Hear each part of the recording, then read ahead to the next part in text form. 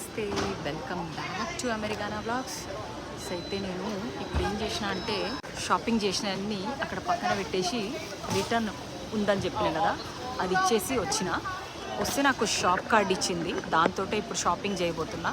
ఇగోండి ఇది checkout line.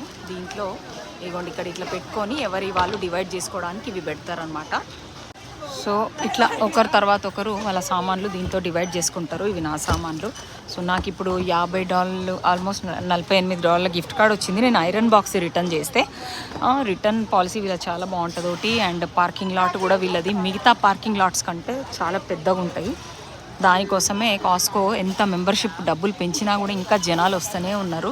దీంట్లో ఇవే కాకుండా హియరింగ్ ఎయిడ్ సెంటరు అంటే చెవులు, ది ఫార్మసీ, తర్వాత బయటనేమో గ్యాస్, కంప్లీట్ బయటికి వెళ్ళిపోయినాక గ్యాస్, అది కాకుండా మనకు ఆప్టికల్ కూడా ఉంది. దీంట్లో అన్నీ ఉన్నాయన్నమాట కాస్కో.